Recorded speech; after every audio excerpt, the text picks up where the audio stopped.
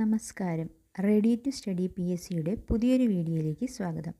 PSC പരീക്ഷകൾക്ക് ചോദിക്കാൻ സാധ്യതയുള്ള പുതിയ SCERT പാഠപുസ്തകത്തിലെ കുറച്ച് കാര്യങ്ങളാണ് നമ്മൾ ഈ വീഡിയോയിൽ ഡിസ്കസ് ചെയ്യാൻ പോകുന്നത്. 5ാം ക്ലാസ് സോഷ്യൽ സയൻസ് പാഠപുസ്തകത്തിലെ 5ാമത്തെ പാഠമായിട്ടുള്ള വരയ്ക്കാം വായിക്കാം എന്ന പാഠഭാഗം നമുക്ക് നോക്കാം.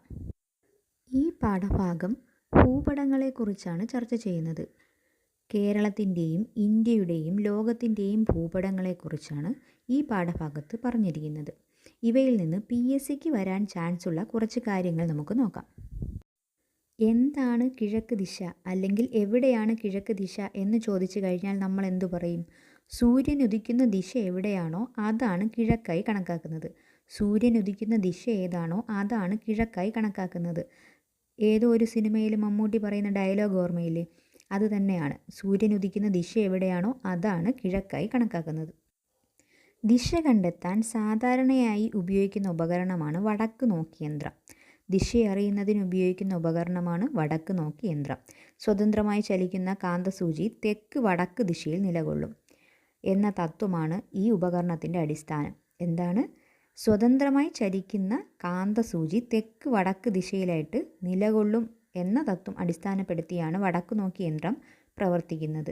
സൂചിയിൽ പ്രത്യേകമായി രേഖപ്പെടുത്തിയ അഗ്രം വടക്ക് ദിശയെ സൂചിപ്പിക്കുന്നു. സമുദ്രയാത്രയിൽ ദിശ അറിയുന്നതിന് നാവികർ പണ്ടുകാലം മുതൽ ഉപയോഗിച്ചിരുന്നത് വടക്ക് നോക്കി യന്ത്രമാണ്. ദിശ അറിയുന്നതിന് ഉപയോഗിക്കുന്ന ഉപകരണമാണ് വടക്ക് നോക്കി യന്ത്രം. സ്വതന്ത്രമായി ചലിക്കുന്ന കാന്തസൂചി തെക്ക് വടക്ക് ദിശയിൽ, ഈ ഫോട്ടോയിൽ കാണുന്നത് പോലെ ആ കാന്തസൂചി ഏത് ദിശയിൽ നിൽക്കും? തെക്ക് വടക്ക് ദിശയിൽ സ്വതന്ത്രമായിട്ട് നിൽക്കും. അങ്ങനെ കണക്കാക്കിയിട്ടാണ് നമ്മൾ ദിശ മനസ്സിലാക്കുന്നത്. സാധാരണയായി ഭൂപടത്തിൽ മുകൾ ഭാഗത്ത് വടക്ക് ദിശയെ സൂചിപ്പിക്കുന്ന അടയാളം കാണും.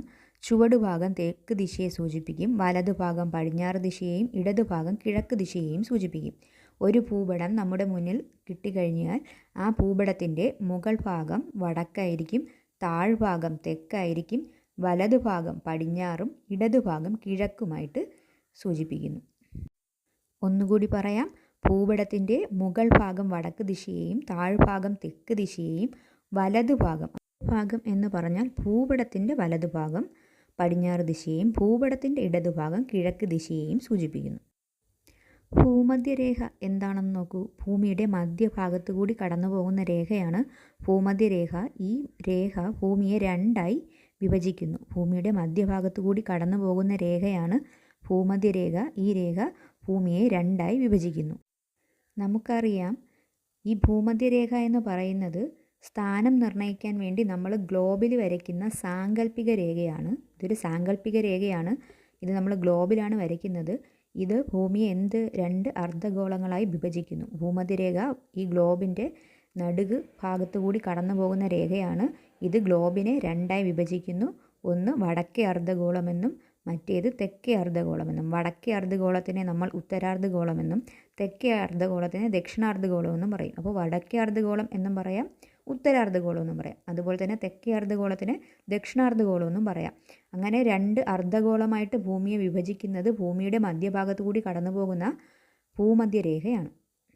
ഭൂമധ്യരേഖയ്ക്ക് താഴെയുള്ള ഭാഗമാണ് തെക്കേ അർദ്ധഗോളം അഥവാ ദക്ഷിണാർദ്ധഗോളം. ഭൂമധ്യരേഖയ്ക്ക് മുകളിലുള്ള ഭാഗമാണ് വടക്കേ അർദ്ധഗോളം അല്ലെങ്കിൽ ഉത്തരാർദ്ധഗോളം. ഭൂമധ്യരേഖയ്ക്ക് മുകളിൽ അല്ലെങ്കിൽ ഭൂമധ്യരേഖയ്ക്ക് വടക്ക് ഉള്ളത് വടക്കേ അർദ്ധഗോളം അഥവാ ഉത്തരാർദ്ധഗോളം. ഭൂമധ്യരേഖയ്ക്ക് തെക്ക് അല്ലെങ്കിൽ ഭൂമധ്യരേഖയ്ക്ക് താഴെയുള്ളത് തെക്കേ അർദ്ധഗോളം അഥവാ ദക്ഷിണാർദ്ധഗോളം. ഭൂമധ്യരേഖയും അതിന് സമാന്തരമായി മുകളിലും താഴെയും വരച്ചിരിക്കുന്ന വൃത്താകൃതിയിലുള്ള മറ്റു രേഖകളെയും അക്ഷാംശ രേഖകൾ എന്ന് പറയുന്നു.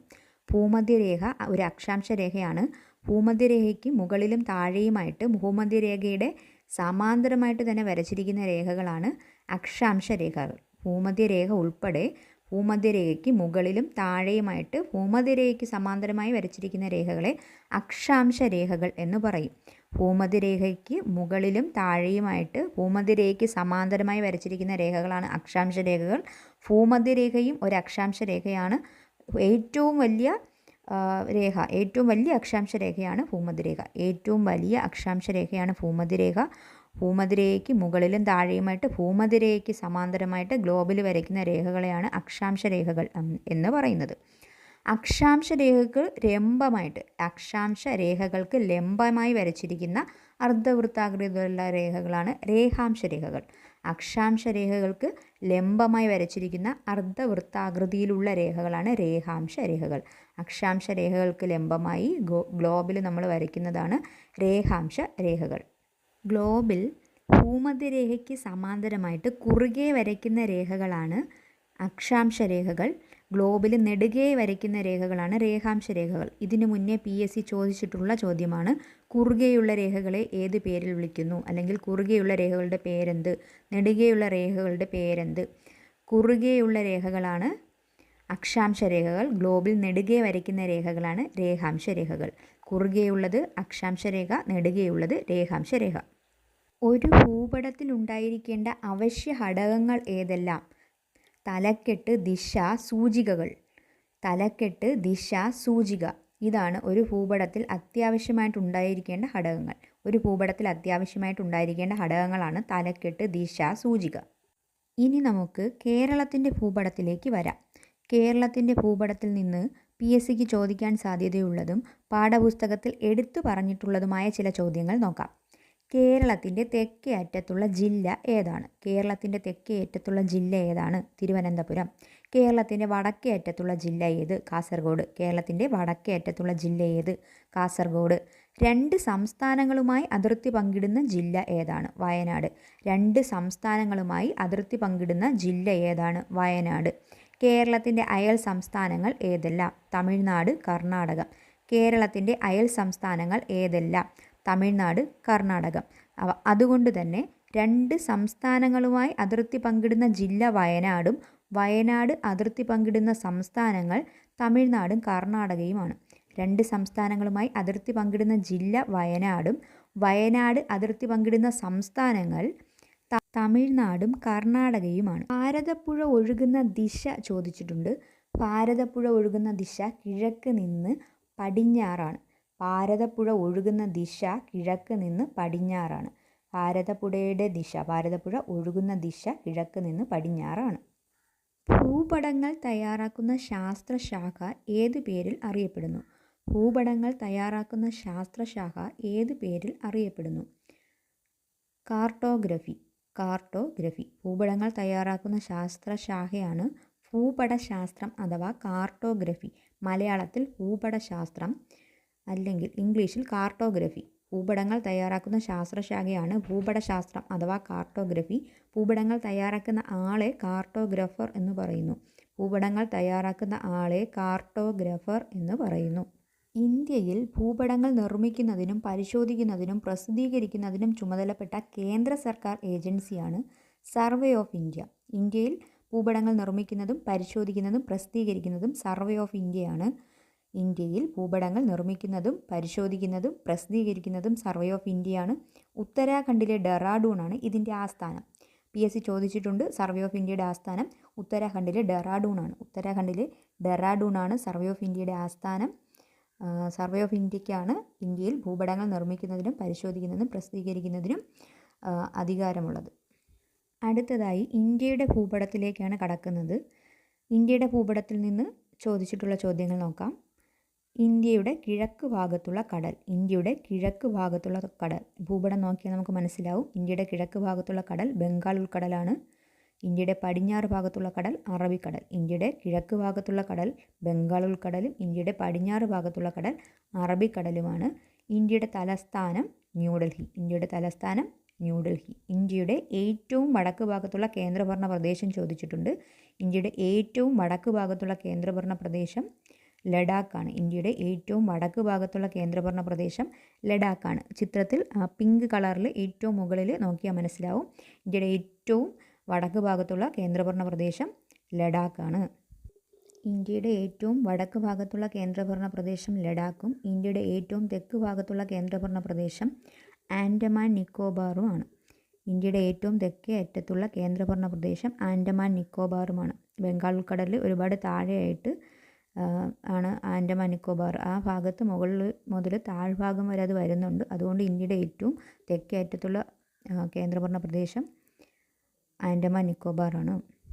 അരുണാചൽ പ്രദേശ് ഇന്ത്യയുടെ ഏതു ഭാഗത്താണ് സ്ഥിതി ചെയ്യുന്നത് എന്ന് ചോദിച്ചിട്ടുണ്ട്.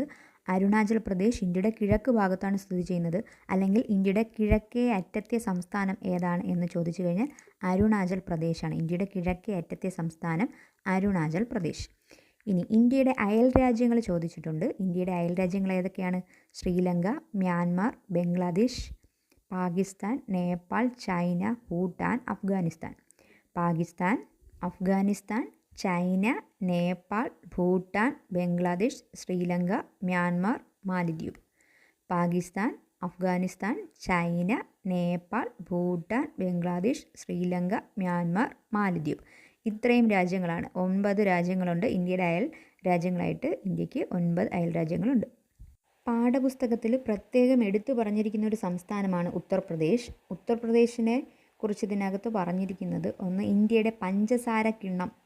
ഇന്ത്യയുടെ പഞ്ചസാര കിണ്ണം എന്നറിയപ്പെടുന്നത് ഉത്തർപ്രദേശാണ്. ഇന്ത്യയുടെ പഞ്ചസാര കിണ്ണം എന്നറിയപ്പെടുന്നത് ഉത്തർപ്രദേശാണ്. അതിന് കാരണം ഏറ്റവും കൂടുതൽ കരിമ്പ് ഉൽപ്പാദിപ്പിക്കുന്നത് ഉത്തർപ്രദേശാണ്. ഏറ്റവും കൂടുതൽ കരിമ്പ് ഉൽപ്പാദിപ്പിക്കുന്നത് കൊണ്ട് തന്നെ ഇന്ത്യയുടെ പഞ്ചസാര കിണ്ണം എന്ന് ഉത്തർപ്രദേശ് അറിയപ്പെടുന്നു.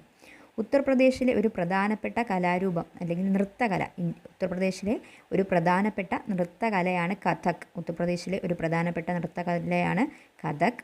കാൺപൂർ, ലക്നൗ, വാരണാസി, ആഗ്ര, അലഹബാദ്. ഉത്തർപ്രദേശിലെ ചില പ്രധാന സ്ഥലങ്ങളാണ് കാൺപൂർ, ലക്നൗ, വാരണാസി, ആഗ്ര, അലഹബാദ്, അതുപോലെ തന്നെ സാരനാഥ്. സാരനാഥിലെ അശോക സ്തംഭമാണ് ഇന്ത്യയുടെ ചിഹ്നമായിട്ട് തിരഞ്ഞെടുത്തിട്ടുള്ളത് നമുക്കറിയാം. അപ്പോൾ സാരനാഥ്, അശോക സ്തംഭത്തിലൂടെ ശ്രദ്ധേയമായ സാരനാഥ്, ആഗ്ര, അലഹബാദ്, കാൺപൂർ, ലക്നൗ, വാരണാസി ഇതൊക്കെ ഉത്തർപ്രദേശിലെ പ്രധാനപ്പെട്ട സ്ഥലങ്ങളാണ്. ഇന്ത്യയിൽ 8 സംസ്ഥാനങ്ങളുമായിട്ട് അതിർത്തി പങ്കിടുന്ന ഒരു സംസ്ഥാനമാണ് ഉത്തർപ്രദേശ്. ഇന്ത്യയിൽ 8 സംസ്ഥാനങ്ങളുമായിട്ട് അതിർത്തി പങ്കിടുന്ന സംസ്ഥാനമാണ് ഉത്തർപ്രദേശ്. ഇന്ത്യയുടെ പഞ്ചസാര കിണ്ണം എന്നറിയപ്പെടുന്നു. ഏറ്റവും കൂടുതൽ കരിമ്പ് ഉൽപ്പാദിപ്പിക്കുന്നത് കൊണ്ട് ഇന്ത്യയുടെ പഞ്ചസാര കിണ്ണമെന്ന് അറിയപ്പെടുന്നു. ഉത്തർപ്രദേശ് അതിർത്തി പങ്കിടുന്ന ഒരു രാജ്യമുണ്ട്, അതാണ് നേപ്പാൾ. ഉത്തർപ്രദേശ് അതിർത്തി പങ്കിടുന്ന ഒരു രാജ്യം, ഒരേ ഒരു രാജ്യമാണ് നേപ്പാൾ. ഉത്തർപ്രദേശ് അതിർത്തി പങ്കിടുന്ന ഒരേ ഒരു രാജ്യമാണ് നേപ്പാൾ. കൂടാതെ ഇന്ത്യയിലെ 8 സംസ്ഥാനങ്ങളുമായിട്ടും ഉത്തർപ്രദേശ് അതിർത്തി പങ്കിടുന്നുണ്ട്. പോർച്ചുഗീസ് സഞ്ചാരിയായിട്ടുള്ള വാസ്കോ ഡ ഗാമ ഇന്ത്യയിലേക്ക് നടത്തിയ യാത്രയെക്കുറിച്ചാണ് അടുത്തതായിട്ട് പറയുന്നത്. പോർച്ചുഗലിലെ ലിസ്ബൺ തുറമുഖത്ത് നിന്ന് 4 പായ്ക്കപ്പലിലായിട്ട് 170 പേരടങ്ങുന്ന സംഘവുമായിട്ടാണ് വാസ്കോ ഡ ഗാമ ഇന്ത്യയിലേക്ക് വന്നത്. 1498 മെയ് 20 ഇന്ത്യയുടെ പടിഞ്ഞാറേ തീരത്ത് കോഴിക്കോടിനടുത്തുള്ള കാപ്പാട് തീരത്ത് എത്തിച്ചേർന്നു. 1498 മെയ് 20 കോഴിക്കോട് കാപ്പാട് 1498 മെയ് 20 പോർച്ചുഗലിലെ ലിസ്ബൺ തുറമുഖത്ത് നിന്നാണ് വന്നത്. എവിടെ നിന്നാണ് വാസ്കോ ഡ ഗാമ യാത്ര തിരിച്ചത് എന്ന് ചോദിച്ചാൽ പോർച്ചുഗലിലെ ലിസ്ബൺ തുറമുഖത്ത് നിന്നാണ്. പോർച്ചുഗലിലെ ലിസ്ബൺ തുറമുഖത്ത് നിന്നാണ് വാസ്കോ ഡ ഗാമ യാത്ര തിരിച്ചത്. അവിടെ നിന്ന് ആദ്യം ആഫ്രിക്കയുടെ കിഴക്കേ തീരം വഴി വന്ന് മലിന്തി എന്ന് പറയുന്ന തുറമുഖത്തെത്തി. അവിടെ നിന്നാണ് മൺസൂൺ കാറ്റുകളുടെ സഹായത്തോടെ ഇന്ത്യയിൽ എത്തിച്ചേർന്നത്. അപ്പോൾ വാസ്കോ ഡ ഗാമയെ ഇന്ത്യയിൽ എത്തിച്ചേരാൻ സഹായിച്ചത് മൺസൂൺ കാറ്റുകളാണ്. വാസ്കോ ഡ ഗാമയെ ഇന്ത്യയിൽ എത്തിച്ചേരാൻ സഹായിച്ചത് മൺസൂൺ കാറ്റുകളാണ്. പായ്ക്കപ്പലിലാണ് വന്നത്. അപ്പോൾ കാറ്റ് ഒരുപാട് സ്വാധീനം ചെലുത്തും. മൺസൂൺ കാറ്റുകളുടെ സഹായത്തോടെയാണ് 1498 May 20 Kozhikode Kappad Vasco da Gama എത്തിച്ചേർന്നത്. വാസ്കോ ഡ ഗാമ വന്ന വഴിയൊക്കെ ഭൂപടത്തിൽ വ്യക്തമായിട്ട് വരച്ച് തന്നിട്ടുണ്ട് പാഠപുസ്തകത്തിൽ. വെറുതെ ഒന്ന് നോക്കിയിരിക്കുന്നത് നല്ലതായിരിക്കും. കേരളത്തിൻ്റെയും ഇന്ത്യയുടെയും ഭൂപടങ്ങളൊക്കെ നമ്മൾ നോക്കി. ഇനി അടുത്തതായിട്ട് ലോക ഭൂപടമാണ് നോക്കുന്നത്. ലോക ഭൂപടത്തിൽ പാഠപുസ്തകത്തിൽ ചോദിച്ചിട്ടുള്ള ചോദ്യം എന്ന് പറയുന്നത് അറ്റ്ലാന്റിക് സമുദ്രത്തിന് പടിഞ്ഞാറ് ഭാഗത്ത് കാണുന്ന ഭൂഖണ്ഡങ്ങൾ ഏതൊക്കെയാണെന്നാണ്. അറ്റ്ലാന്റിക് സമുദ്രത്തിന് പടിഞ്ഞാറ് ഭാഗത്ത് കാണുന്ന ഭൂഖണ്ഡങ്ങൾ ഏതൊക്കെ? ഭൂപടത്തിൽ നോക്കിക്കഴിഞ്ഞാൽ മനസ്സിലാകും. എസ് ആകൃതിയിൽ കിടക്കുന്ന സമുദ്രമാണ് അറ്റ്ലാന്റിക് സമുദ്രം. അതിൻ്റെ പടിഞ്ഞാറ് വശത്ത് ഉള്ള ഭൂഖണ്ഡങ്ങൾ വടക്കേ അമേരിക്കയും തെക്കേ അമേരിക്കയുമാണ്. അറ്റ്ലാന്റിക് സമുദ്രത്തിൻ്റെ അറ്റ്ലാന്റിക് സമുദ്രത്തിൻ്റെ പടിഞ്ഞാറ് വശത്തുള്ള ഭൂഖണ്ഡങ്ങളാണ് വടക്കേ അമേരിക്കയും തെക്കേ അമേരിക്കയും. ഇന്ത്യൻ സമുദ്രത്തിന് കിഴക്ക് ഭാഗത്ത് കാണുന്ന ഭൂഖണ്ഡം ഏതാണെന്ന് ചോദിച്ചിട്ടുണ്ട്. ഓസ്ട്രേലിയയാണ്. ഇന്ത്യൻ സമുദ്രത്തിന് കിഴക്ക് ഭാഗത്ത് കാണുന്ന ഭൂഖണ്ഡം ഓസ്ട്രേലിയയാണ്. ഏറ്റവും വിസ്തൃതമായ ഭൂഖണ്ഡം ഏതാണ്? ഏഷ്യ. ഏറ്റവും വിസ്തൃതി കൂടിയ ഭൂഖണ്ഡം ഏഷ്യയാണ്. അറ്റ്ലാന്റിക് സമുദ്രത്തിനും ഇന്ത്യൻ സമുദ്രത്തിനും ഇടയിൽ കാണപ്പെടുന്ന ഭൂഖണ്ഡം. അറ്റ്ലാന്റിക് സമുദ്രത്തിനും ഇന്ത്യൻ സമുദ്രത്തിനും ഇടയിൽ കാണപ്പെടുന്ന ഭൂഖണ്ഡമാണ് ആഫ്രിക്ക. അറ്റ്ലാന്റിക് സമുദ്രത്തിനും ഇന്ത്യൻ സമുദ്രത്തിനും ഇടയിൽ കാണപ്പെടുന്ന ഭൂഖണ്ഡം ആഫ്രിക്ക. അപ്പോൾ അറ്റ്ലാന്റിക് സമുദ്രത്തിന് പടിഞ്ഞാറ് ഭാഗത്ത് കാണപ്പെടുന്ന ഭൂഖണ്ഡങ്ങൾ വടക്കേ അമേരിക്കയും തെക്കേ അമേരിക്കയുമാണ്. ഇന്ത്യൻ സമുദ്രത്തിൻ്റെ കിഴക്ക് ഭാഗത്ത് കാണപ്പെടുന്ന ഭൂഖണ്ഡം ഓസ്ട്രേലിയയാണ്. ഏറ്റവും വിസ്തൃതി കൂടിയ ഭൂഖണ്ഡം ഏഷ്യ. അറ്റ്ലാന്റിക് സമുദ്രത്തിനും ഇന്ത്യൻ സമുദ്രത്തിനും ഇടയിൽ കാണപ്പെടുന്ന ഭൂഖണ്ഡം ആഫ്രിക്ക. അറ്റ്ലാന്റിക് സമുദ്രത്തിനും ഇന്ത്യൻ സമുദ്രത്തിനും ഇടയിൽ കാണപ്പെടുന്ന ഭൂഖണ്ഡം ആഫ്രിക്ക. ഇതോടുകൂടി 5ാം ക്ലാസ്സിലെ 5ാമത്തെ ചാപ്റ്ററിലെ PSCക്ക് ചോദിക്കാൻ സാധ്യതയുള്ള ചോദ്യങ്ങളുടെ ക്ലാസ് അവസാനിച്ചിരിക്കുന്നു. ക്ലാസ്സുകൾ മനസ്സിലായി എന്ന് കരുതുന്നു. ക്ലാസ്സുകൾ ഇഷ്ടപ്പെട്ടാൽ ലൈക്ക് ചെയ്യാനും സബ്സ്ക്രൈബ് ചെയ്യാനും മറക്കരുത്. അതുപോലെ PSC പഠിക്കുന്ന നിങ്ങളുടെ സുഹൃത്തുക്കൾക്ക് ഷെയർ ചെയ്ത് കൊടുക്കുകയും വേണം. താങ്ക്